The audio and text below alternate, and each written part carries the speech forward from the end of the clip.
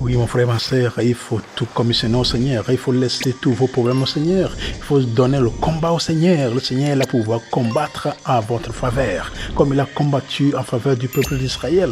Quand le Moïse a dit au peuple, ne craignez rien, restez en place et regardez la délivrance que l'Éternel va vous accorder en ce jour. Mon frère, ma soeur, le Seigneur est là pour pouvoir vous accorder la délivrance. Il est là pour pouvoir combattre vos ennemis pour vous en votre faveur. Il ne faut pas avoir peur, car les Égyptiens que vous voyez aujourd'hui, vous ne les verrez plus jamais.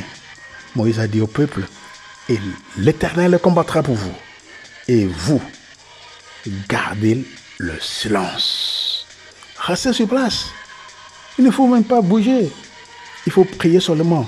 Regardez le Seigneur travailler pour vous. Regardez le Seigneur combattre pour vous. Quel souci vous avez? Quelle maladie vous avez? Qu'est-ce qui ne marche pas dans votre vie? Dieu est là pour combattre pour vous. Entrons! Shalom. Bonjour. Merci beaucoup d'avoir cliqué. Si vous êtes nouveau ici, ayez l'amabilité de vous abonner comme ça lorsqu'il y a une vidéo, une nouvelle vidéo lancée. Vous serez la première personne à être avertie. Si vous êtes déjà là abonné, merci beaucoup d'être là. Continuez par nous suivre.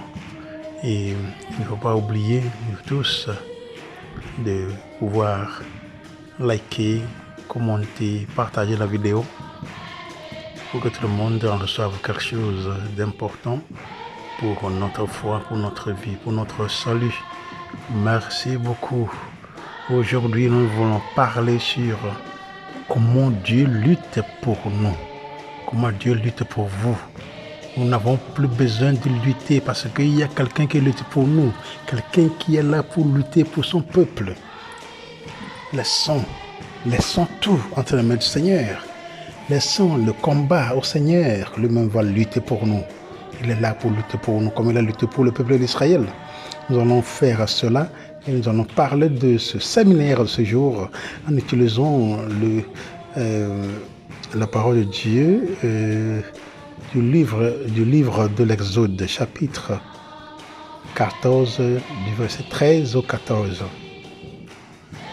Exode 14, du verset 13 au 14. Il dit ceci. Je lis. Et Moïse dit au peuple, ne craignez pas, tenez-vous là et voyez la délivrance de l'Éternel qu'il opérera pour vous aujourd'hui. Car si aujourd'hui vous avez vu les Égyptiens, vous ne les reverrez plus jamais. L'Éternel combattra pour vous. Et vous vous tiendrez tranquille. Yes. Restez calme. Restez tranquille. Car le Seigneur lutte pour son peuple. Il est là pour lutter pour son peuple. Je reprends. Et Moïse dit au peuple, ne craignez pas. Tenez-vous là et voyez la délivrance de l'Éternel qu'il opérera pour vous aujourd'hui. Car si aujourd'hui vous avez vu les Égyptiens, vous ne les reverrez plus jamais. L'Éternel combattra pour vous, et vous vous tiendrez tranquille. Voilà, Moïse est en train de dire au peuple, qu'est-ce qui s'est passé? Il faut savoir que le peuple d'Israël est en train de quitter l'Égypte. Le peuple d'Israël qui avait crié au Seigneur. Le peuple d'Israël, c'est le peuple hébreu. Les Hébreux ont crié vers le Seigneur lors des tortures reçues de la part de Pharaon en Égypte. Donc, Dieu est en train de sauver le peuple d'Israël qui va traverser la mer Rouge. Le peuple qui va traverser, le peuple a déjà débarqué. Le peuple est en train de partir proche de la mer, là où Dieu leur a dit de rester. Donc si nous lisons du début de ce livre, Exode chapitre 14, avant ce que nous avons lu, nous allons voir tout cela, que le peuple est vraiment troublé. Parce qu'ils ont vu derrière eux que voilà, Pharaon, ses chars et les armées sont en train de venir, en train de les poursuivre. Ils ont eu peur. C'est comme si ça finit pour eux. Vous voyez? Donc tout au long de ce voyage, de l'exode du peuple d'Israël, ils resteront toujours attachés à ce que nous sommes en train de dire. Ils vont dire, oh, il faut que le Seigneur nous a amenés ici pour mourir. Donc lors de la faim, lors de la soif, quand le peuple va avoir faim ou soif de l'eau, de la nourriture, il va commencer par se murmurer contre le Seigneur et contre Moïse, contre les serviteurs. Ils sont autour de pouvoir les sauver. Parce que le peuple veut toujours faire référence d'Israël en Égypte. Oui, bien que nous souffrions, mais il vaut mieux, ça vaut la peine de rester là. Nous mangeons, même si nous souffrons, il y en a à manger en gogo. Mais le Seigneur ne veut pas cela pour eux, le Seigneur veut sauver son peuple. Donc, la peur, c'était ça. Parce que Pharaon, ses chars et armées sont en train de venir, sont proches d'eux. Comment est-ce qu'il faut faire? Donc, Dieu a pas parlé à Moïse de faire, de donner confiance au peuple. De ne pas avoir peur. Ne craignez pas. Mon frère, ne craignez pas. Ne craignez pas. Il a dit, vous vous tiendrez tranquille. Ils n'auront point à combattre eux-mêmes. Ils seront spectateurs muets de la victoire remportée pour eux.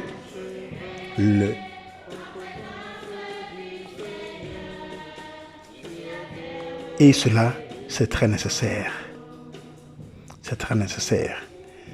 Nous allons voir le verset suivant, qui est 14, qui prouve, cela suivant prouve qu'en parlant ainsi, Moïse se lève par la foi aux promesses précédentes de l'Éternel, au-dessus du sentiment d'angoisse qui l'oppresse lui-même.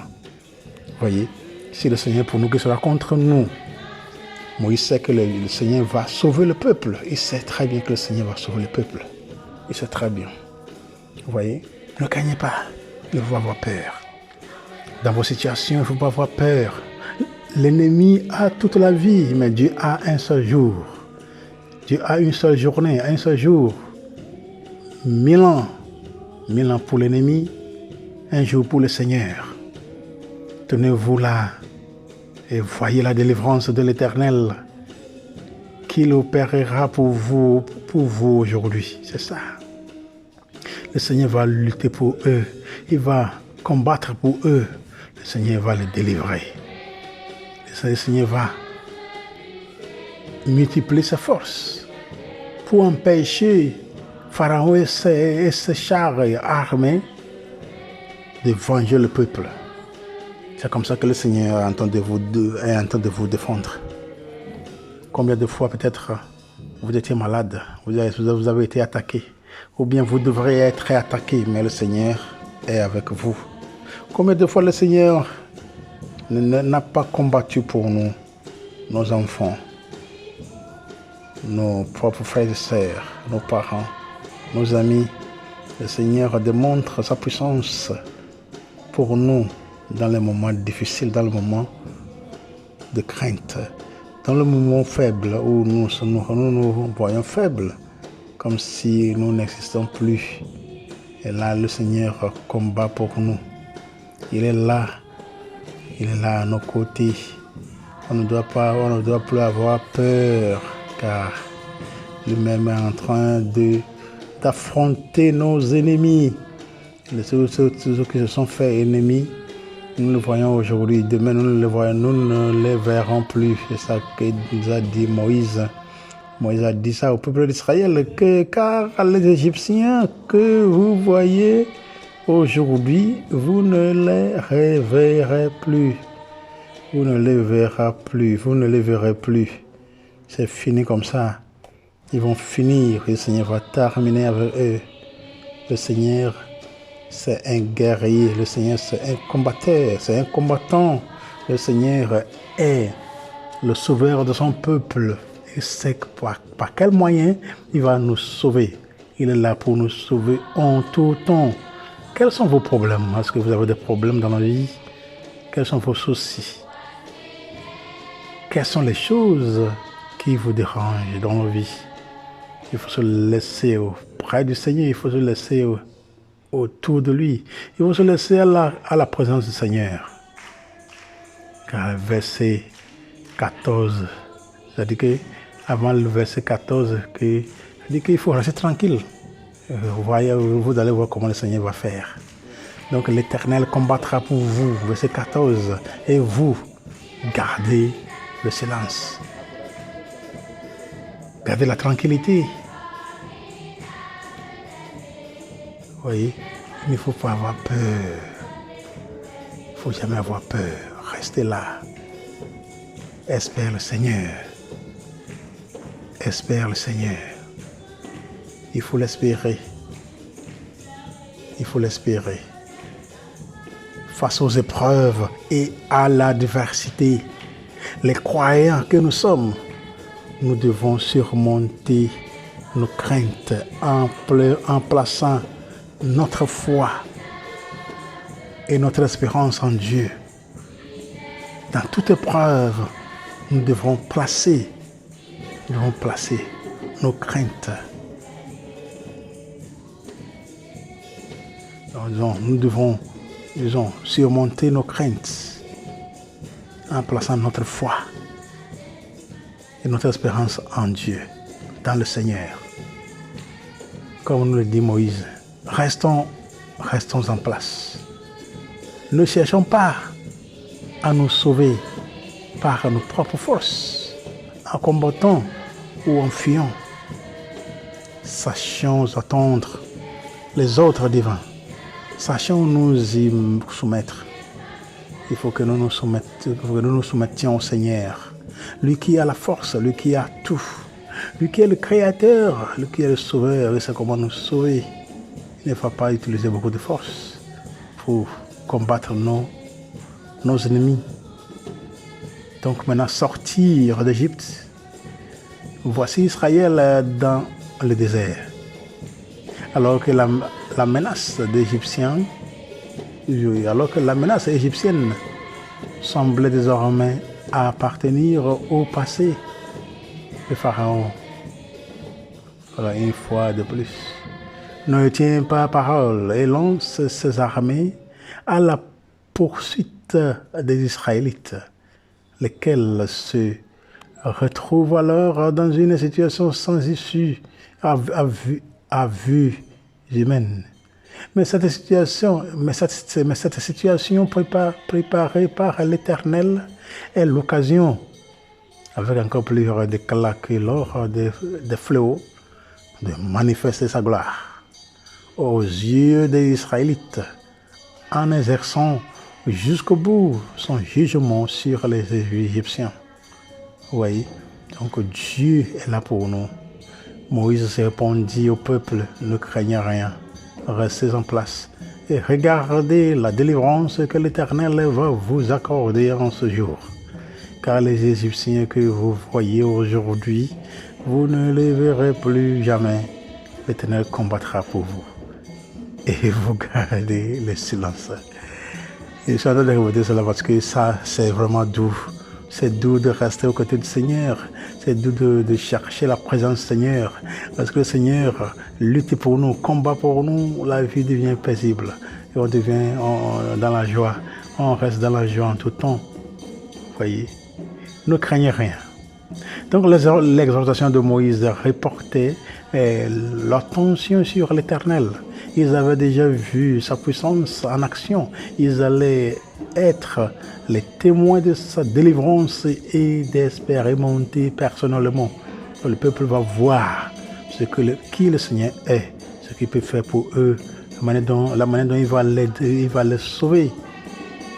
Les 10 fléaux avaient manifesté la victoire de l'Éternel sur les dieux de l'Égypte. Cet acte prodigieux aussi qui constitue le passage de la mer Rouge manifeste sa victoire sur l'armée égyptienne. L'Éternel marche à la tête de son peuple. Le guide combat pour lui et lui apporte la délivrance. Il est donc digne de confiance. Mettons confiance en lui. Plaçons notre confiance au Seigneur. Restez en place. Vous voyez, Moïse a dit au peuple, restez sur place, restez là où vous êtes. Ne bougez pas. Le Seigneur va lutter pour vous. Oui. Vous n'avez pas les fusils, vous n'avez pas des couteaux, des machettes. Vous n'avez rien pour combattre. Mais le Seigneur est votre combattant. Le Seigneur est notre combattant dans tous les sens. Quand Dieu, c'est lui le créateur, Dieu a tout. Dieu a tout.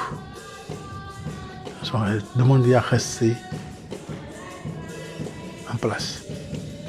Tout ce qu'ils ont à faire, c'est d'attendre et de regarder leur Dieu à l'œuvre, en train de lutter pour eux. C'est à l'aide d'un euphémisme que Moïse informa ses compatriotes de la mort certaine des soldats égyptiens. Vous ne les verrez plus jamais. C'est ça. Donc l'Éternel combattra pour vous. Qu'est-ce que cela signifie? Il ne faut pas bouger, reste là. Le Seigneur va vous sauver. Comment est-ce que le Seigneur va vous sauver? Qu'est-ce que ça veut dire que l'Éternel combattra pour vous? La peur exprimée par les Israélites est humainement compréhensible dans la mesure où leurs combattants sont militairement mal entraînés, mal équipés et inexpérimentés. Ils ne font pas le poids face aux troupes expérimentées du Pharaon et à ses combattants d'élite très bien formés.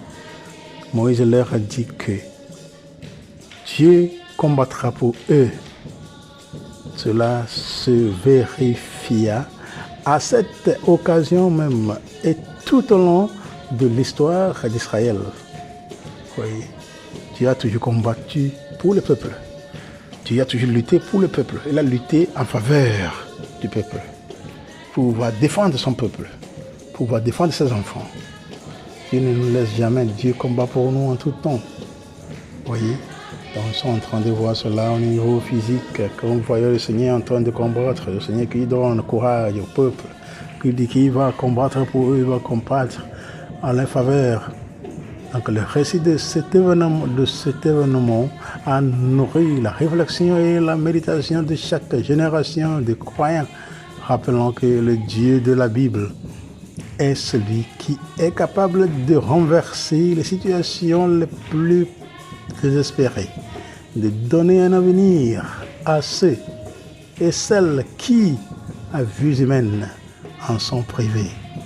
Donc nous sommes en train de parler maintenant de ce qui est physiquement parlant, où nous voyons tout ce qui se passe autour de nous, nous voyons comment les gens souffrent, comment les gens sont battus, combattus par leurs ennemis. Et voilà un point essentiel ici que Dieu est passé par Moïse pour dire au peuple de ne pas avoir peur, car oui, le Seigneur est avec eux. Le Seigneur qui est le Seigneur de la guerre en faveur de son peuple va toujours continuer à combattre pour eux. Maintenant, quand nous allons au niveau spirituel, donc c'est un combat spirituel, où lorsque nous lisons Ephésiens chapitre 6, verset 10 au 20, Ephésiens 6, 10 à 20, nous allons voir ce combat spirituel. Pour le physique, on voit tout, n'est-ce pas? C'est pour ça qu'on dit que c'est physique. physique, on voit tout ce qui se passe autour de nous et on veut se défendre, on veut prendre les fusils, on veut prendre des instruments de guerre, où chacun cherche à se protéger, ainsi de suite. Mais lorsqu'il s'agit de combats spirituels où on ne voit pas l'esprit, mon frère, ma soeur, ce n'est pas de la blague. Entre blagues, on meurt, n'est-ce pas? Parce qu'on ne voit pas l'esprit. L'esprit, c'est l'esprit. C'est Dieu qui est Dieu. Donc, au fur et à mesure que nous sommes en train de nous préparer pour pouvoir lutter au niveau spirituel, nous devons toujours chercher cette présence du Seigneur. Que ce soit physique, que ce soit spirituel, il faut toujours espérer le Seigneur. Mais quand même, je tiens à vous dire que si c'est spirituel, il ne faut pas rester espérant le Seigneur. Il faut lutter, il faut prier. C'est en priant que le Seigneur va passer par nos efforts pour pouvoir nous sauver. Si c'est un niveau physique, voilà que le peuple a crié. Le peuple d'Israël a crié. Le peuple crie, le Seigneur entend. Le peuple crie, le Seigneur entend. Le peuple a fait pousser le cri. A poussé le cri du bruit. A prié vers le Seigneur. Le peuple d'Israël, le moment de difficulté, le moment d'esclavage, le moment de travail dur en Égypte, a crié vers le Seigneur. Le Seigneur a entendu les cris de pleurs. Et il est descendu pour pouvoir les sauver. C'est pour cela qu'il est passé par Moïse pour pouvoir les sauver. Pour sauver son peuple. Donc, si nous aussi nous sommes dans les difficultés, nous sommes dans les problèmes, nous sommes dans les maladies incurables, nous sommes dans beaucoup de choses que nous ne pouvons jamais comprendre pourquoi nous sommes là-dedans, dans les situations où rien ne marche, où tout est bloqué, où nous devons avoir nos boulots, nos finances, tout cela, mais voilà, nous sommes bloqués au niveau spirituel, au niveau physique, au niveau de tout, Donc au niveau professionnel, au niveau financier, au niveau d'arbre généalogique, au niveau bonheur, chance, au niveau sanitaire, au niveau matrimonial, maternel, au niveau des esprits mauvais, au niveau de la sorcellerie à tout degré, nous sommes bloqués. Lorsque nous sommes bloqués, qu'est-ce qu'il faut faire? Il faut implorer au Seigneur, il faut crier vers le Seigneur, il faut prier au Seigneur, comme le peuple d'Israël. Oui, ça c'est physique, parce que l'esprit, on ne le voit pas. Ce qui se passe mal dans notre vie, on ne le voit pas. On ne sait pas d'où vient ça. Ça provient de plusieurs endroits. Ce n'est pas un seul endroit. Lorsque l'ennemi nous attaque, que c'est spirituel, on ne sait même pas d'où vient cela. Ça peut être à cause de nos propres fautes que nous avons commises dans le passé, qui nous poursuit. Peut-être, ça peut être aussi de notre propre famille, de nos propres familles. Ça peut provenir de ceux qui nous entourent. La famille antérieure et la famille sur place. La famille qui est déjà passée, c'est ce qu'ils ont fait qui nous affecte. Ou bien il n'y a rien de passé, c'est maintenant. Et ça arrive. Vous voyez qu'il faut toujours prier au Seigneur. Il faut toujours prier au Seigneur pour pouvoir nous transformer, pour pouvoir nous délivrer, pour pouvoir nous purifier, sanctifier, pour pouvoir nous restaurer de tout ce que nous avons perdu, pour pouvoir nous réparer, protéger, guérir, pour pouvoir nous transformer, nous exorciser, pour pouvoir nous ouvrir les yeux, le cœur et les oreilles spirituelles, pour pouvoir nous donner la foi, pour pouvoir nous augmenter la foi en tout temps, pour être à la suite de son Fils Jésus-Christ, Secula Christi. Oui, c'est très nécessaire. Donc nous ne pouvons pas rester bouche bée, rester là seulement comme ça et regardant l'air, comptant les étoiles. Non, il faut toujours lutter. Lorsqu'on voit que ça ne va pas bien chez nous, il faut toujours avoir les yeux fixés sur Dieu, avoir les yeux fixés sur Jésus-Christ. Et je suivais quelque chose entre-temps, quand l'homme qui était un bon, disons, un croyant en Dieu, mais à un moment donné, il s'est tourné, il s'est changé comme caméléon. Il ne croit plus en train de faire des gris-gris pour pouvoir envoûter les gens, ainsi de suite. Mais un grand jour où il a encore fait ce mauvais coup, voilà ce qui s'est passé. C'est vraiment horrible. Il a fait que les enfants qui devraient être à l'école, et cet homme qui a presque 80 ans veut se marier avec une fille de 13, 14 ans, juste comme ça. Et on l'a empêché de faire cela. Il a dit que c'était on dit quoi? C'était un contrat démoniaque entre le papa de ces enfants, la fille et le papa. Donc ils ont fait un pacte du sang, ce qui est vraiment mauvais. Et papa est déjà décédé. Maintenant le vieux qui est là, et le vieux avait donné une somme d'argent pour aider leur papa. Le papa aussi était mort comme ça. Et c'est comme si ça. Donc le pacte, c'est que cet homme, ce vieux, attendent à ce que ces petits enfants grandissent comme ça. Lui peut prendre une d'entre elles pour se marier. Et voilà. Et le moment où ils sont dans le mariage en train de préparer les choses, voilà. Et le Seigneur a envoyé ses anges de venir tout bouleverser. Et l'homme a fait souffrir la fille qui devrait être mariée avec ses sœurs qui sont là. Qu'est-ce qu'il a fait? Il a fait que les filles se sentent mal. Odeur horrible. Ni homme ni femme ne peuvent plus s'approcher d'eux. C'est comme ça.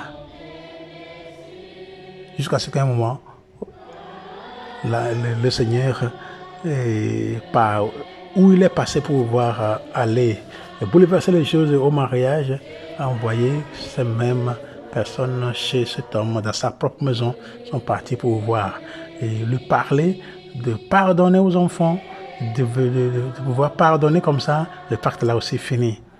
Parce que c'est une grande somme d'argent que les enfants là devraient payer. Les enfants, les petites filles qui n'ont rien, qui n'ont pas encore terminé même l'école, comment est-ce qu'ils vont payer, payer l'argent là? Vous voyez? Et voilà. Ceci disant, l'homme s'est fâché, voilà. Et heureusement que c'était homme de Dieu et femme de Dieu étaient là avec lui. Ils ont commencé par prier, par poser des questions à l'homme. L'homme s'est fâché, dit qu'il ne veut pas écouter dans le nom de Jésus. On lui demande s'il croit en Dieu. Il a dit oui. On dit, tu crois en Jésus? Il dit, non, je ne crois pas à celui-là. Parce que celui-là, il me dérange trop. Celui-là, le petit là, il me dérange trop. Dieu, sans problème. Mais Jésus, non. Ça veut dire que vraiment, Dieu en forme de Jésus, ce n'est pas de la blague. Jésus qui est venu nous montrer la face de Dieu, la face de l'Esprit Saint. Jésus qui est venu toujours marcher avec la Sainte Trinité, toujours il ne marche pas seul. Jésus marche avec Dieu le Père et l'Esprit Saint. Les trois marchent toujours ensemble. C'est pour vous dire que tout ce qu'il faut, il faut donner cela au Seigneur. Le Seigneur va combattre pour nous. Le Seigneur est là pour pouvoir lutter contre nos frères, contre nos ennemis. Ceux qui ne veulent pas que nous vivions, ceux qui ne veulent pas que nous soyons, que nous sommes. Il faut toujours avoir les yeux fixés sur lui. Placez tout sur lui. Gardez seulement silence. Et regardez comment Dieu combat pour nous. Donc, dans la vie, il ne faut jamais rien souhaiter mal à personne. Il ne faut envoûter personne. Il ne faut attaquer personne. Si on veut bien vivre longtemps, il faut toujours rester fidèle au Seigneur. Laissez le combat entre ses mains. Car lui-même va combattre pour nous. Demandons au Seigneur de nous donner la grâce en ce jour. De nous donner vraiment la grâce de persévérance, la grâce de donation totale, la grâce d'avoir soif et faim de sa présence. Sa présence qui seule puisse nous sauver. Sa présence qui puisse seule nous donner la vie. sa présence qui puisse seule combattre pour nous. Faut que dans nos silences, ne craignez pas, ne craignons pas. Restons-nous en place et regardons la délivrance que l'Éternel va accorder en ce jour pour nous. Oui, car nos ennemis que nous voyons aujourd'hui, demain nous ne les verrons plus. Merci beaucoup. Merci beaucoup.